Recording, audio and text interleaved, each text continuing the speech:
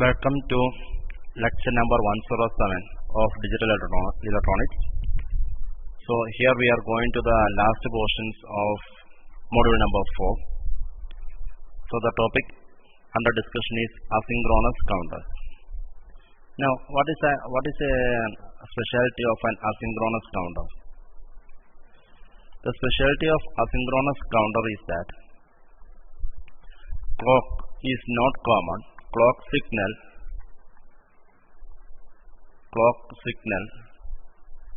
is not common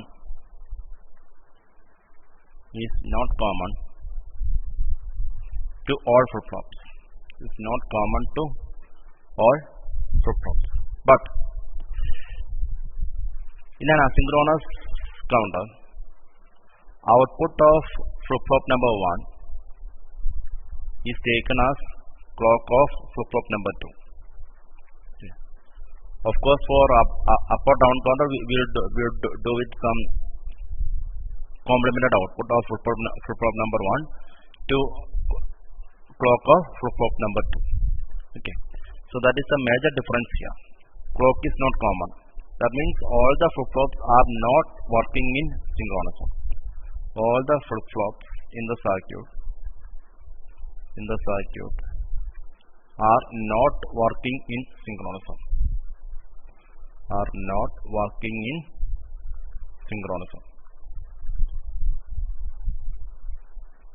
Okay. Now let me go into an example of this asynchronous counter. Let me design. Okay, these asynchronous counters are also known as ripple counters. So coming into the question, design of 2-bit ripple up counter. That means it is basically up counter and it is asynchronous. That is all. 2-bit ripple up counter. Now, if you are having a 2-bit ripple up counter, 2-bit means we can count from 00, 01, 10 and 11. That means it is 0, 1, 2 and 3. So these are the valid states. Valid states are only 0, 1, 2 and 3, and it should count up. That is 0, 1, 2, 3. Now, generally in asynchronous circuits,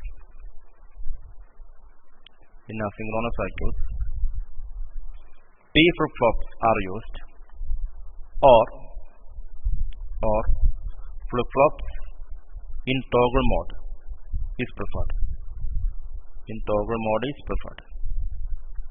Okay, so that is a key point which you need to keep in mind. P flip-flops are generally used. Now, if it is a 2-bit ripple counter, you should have 2 flip-flops, right? So you have, say I am using with T flip-flop. So you are having T1, Q1 bar, T2, Q2 bar. Okay. So toggle input is always 1. Clock is given only to first one.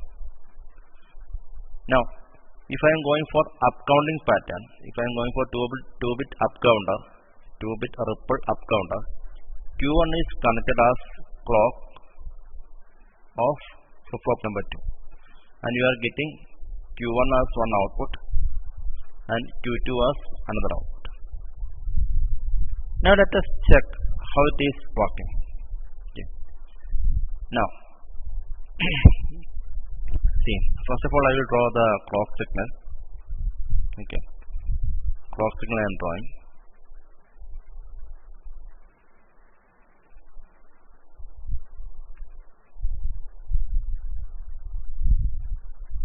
Okay, so here I am going for positive edge triggering.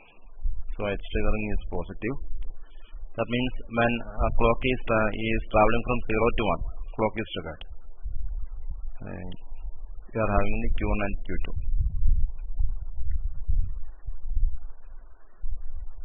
Okay. So coming into initial state.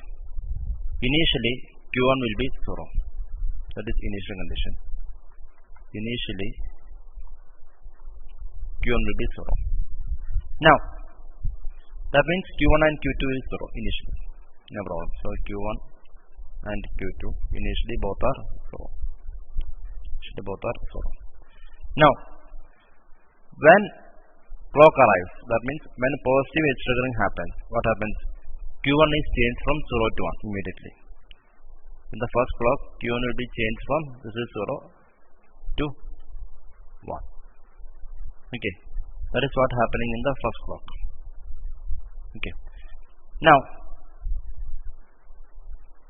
in Q2, let's just check what happens.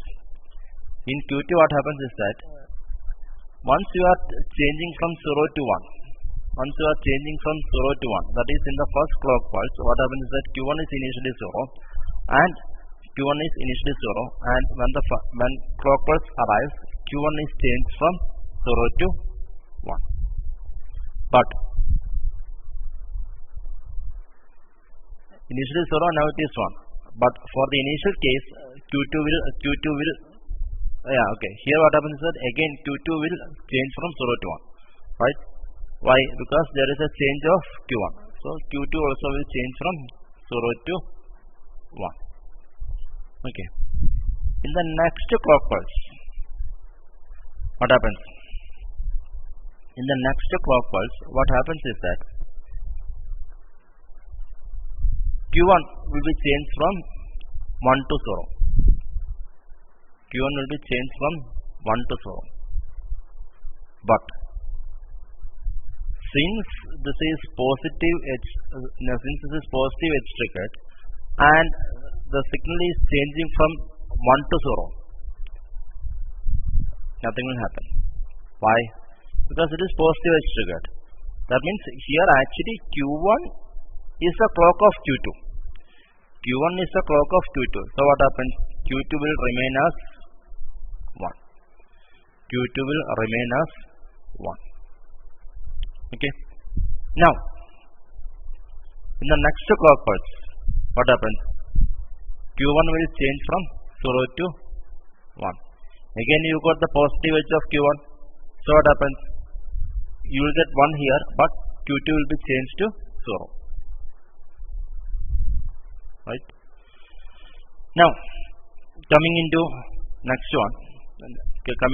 clock pulse, here what happens? Clock is coming in. Since this is positive edge triggered, 1 will be changed to 0. But what happens? Since this is positive edge triggered, you are not getting the positive edge triggering of Q1. So 0 will be remaining there. Okay. So here actually what is happening? Okay. Here actually what is happening is that initially what happens? Initially you will get Q1 is equal to 1 and Q2 is equal to 1. So you will get Q1 Q2 as 1 1. Then it changes to 0 1. Then it changes to 1 0. Then it changes to 0 0. Okay. So here actually what happened? Is that we went to design an up counter. But here actually what happened? We got 3 2 1 0.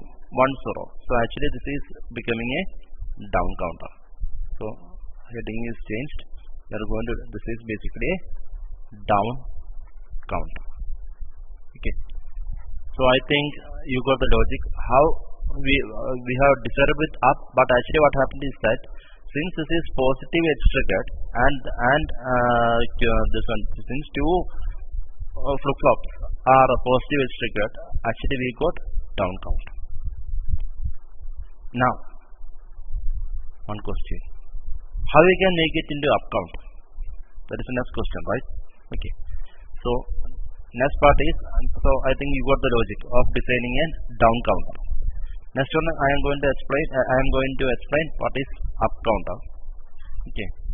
In up counter, what I am going to do is, there is only a slight difference between up counter and down counter. See, in positive edge triggering and down counter, in positive edge trigger down counter, Q1 is attached to the clock of next flip flop. Now if it is for down counting, see what happens. Here you are having T1, T1, Q1, Q1 bar, T2, Q2, Q2 bar. Okay. So T1 is always 1. So clock is only given to T1 and Q1 bar is connected to T2. Q1 bar is connected to T2 and sorry, not Q1 bar. 1 second. Okay. Q1 bar is connected as clock of T2. Q1 bar is connected as clock of T2. T2 is positive edge triggered and Q1 is taken as output. Here Q1 is taken as one output and Q2 is taken as another output. That is the only difference in upcounting. Upcounting with positive edge triggering. Okay, if it is negative edge triggering, it is Q. If it is negative edge triggering, it will this will become down counter. Now let me explain the operation of up counter. So let me draw with the clock. Let me draw with the clock. First of all, I draw the clock. Positive edge triggered clock. And then the clock signal first. Then the clock signal. So positive edge triggered clock. The positive means when the transformation is from 0 to 1. Now initially Q1 is 0. That means Q2 is also 0. So you can write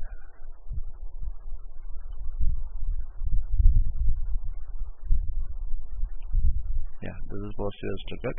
I will take this way. Now initially what happens? Q1 is 0. Already Q2 is also 0. Okay. Now when clock comes, what happens? Q1 will be changed to 1. Q1 will be changed to 1. Okay. And when the next clock comes, it will go to 0. Here it will be changed to 1. And when the next clock comes, it will be changed to 0. Like that it will go. So this is so initially it will be 0, 1, 0, 1, 0, 1. Like that it will go. Now in that case, what will be Q1 bar? Because Q1 bar is connected as clock here. So so there is an intermediate I will draw here. I will draw an intermediate. That is, I will draw Q1 bar. So Q2 is initially 0. There is an intermediate, that is Q1 bar.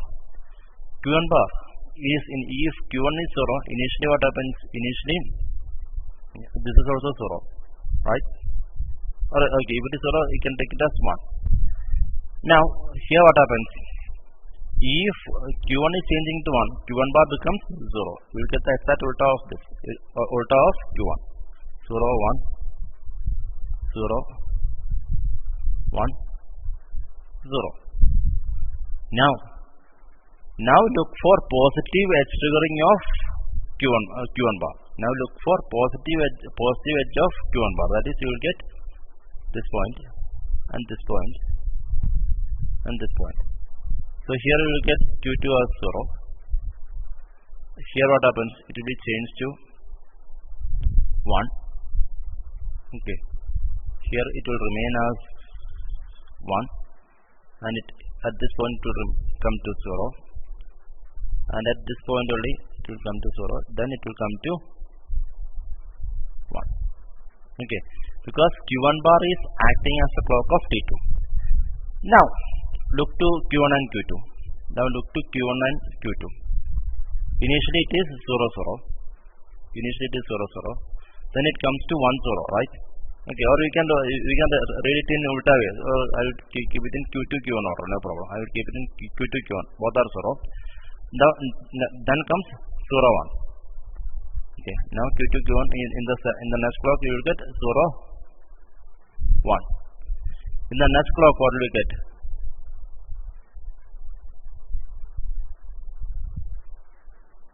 One second. Q1 bar is 1, 1. Okay. In the next clock you will get what? In the next clock you will get 1, 0. And in the next clock you will get what? 1, 1. Again you will come back to 0 0. Q2 Q1, that is 0 0. That means if I go into the varied states, it will be like 0 0, that is 0 1 2 3 0, like that. So this is the basic circuit of an up counter, and I have explained the working of an up counter. Okay, and this is a down counter and how it acts as a down counter. Okay, so I think you got the logic. Of up counter as well as down counter. Okay, so that is it. That is it for mode 2. Sorry, there is a mistake here. We can make it. Okay, anything, no problem. So let me come in. Okay, so that is regarding up counter and down counter of 2-bit asynchronous counter. Okay, so that is it. Now in the next lecture we will be going into design of so you got up counter and down counter. So in the next lecture we will be designing mode 6 asynchronous counter as well as mode 10 asynchronous counter. Thank you.